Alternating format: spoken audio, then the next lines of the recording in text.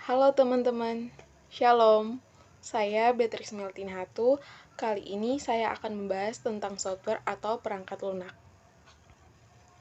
Software merupakan suatu perangkat lunak yang terdapat pada sebuah komputer, di mana berupa data yang diprogram dan disimpan secara digital yang tidak terlihat secara fisik, tetapi terdapat dalam komputer.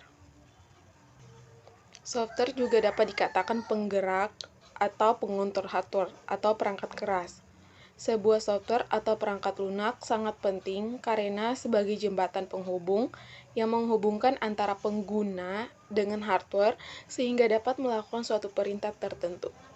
Jadi, tanpa adanya software, maka komputer hanyalah sebuah mesin yang tidak bisa menjalankan perintah apapun dari user.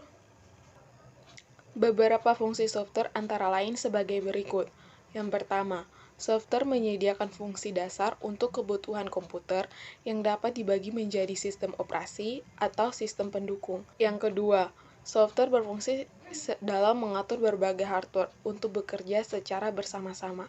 Yang ketiga, sebagai penghubung antara software-software yang lain dengan hardware.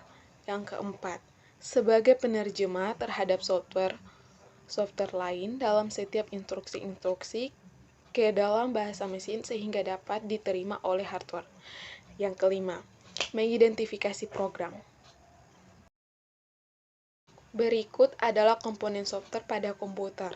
Yang pertama, sistem operasi. Merupakan software yang pertama kali akan dibaca oleh komputer pada saat booting sebagai dasar pengoperasian komputer dan merupakan komponen utama dalam sebuah sistem software.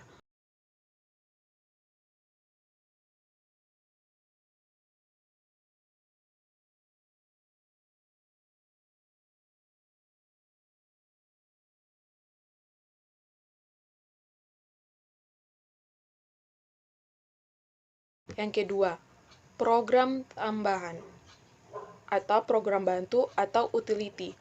Program bantu atau utility merupakan perangkat lunak sistem dengan fungsi tertentu, misalnya pemeriksaan perangkat keras disket yang rusak dan mengatur isi ulang hard disk. Yang ketiga, bahasa komputer atau bahasa pemrograman. Bahasa komputer merupakan bahasa yang digunakan untuk membuat program komputer. Disebut bahasa komputer karena memiliki kosakata dan tata bahasa yang harus ditaati oleh pemakainya. Bahasa komputer ini terbagi menjadi dua. Yang pertama, bahasa tingkat rendah. Merupakan bahasa tingkat rendah karena sulit dipahami dan hanya dimengerti oleh pembuatnya. Yang termasuk program ini adalah bahasa mesin, assembly language, dan lain-lain. Yang kedua, bahasa tingkat tinggi.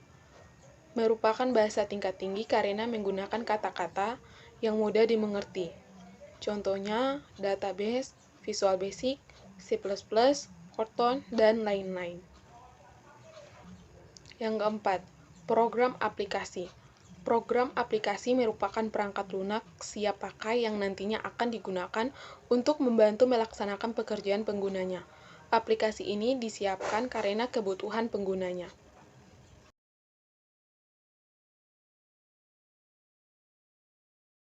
Jenis-jenis software.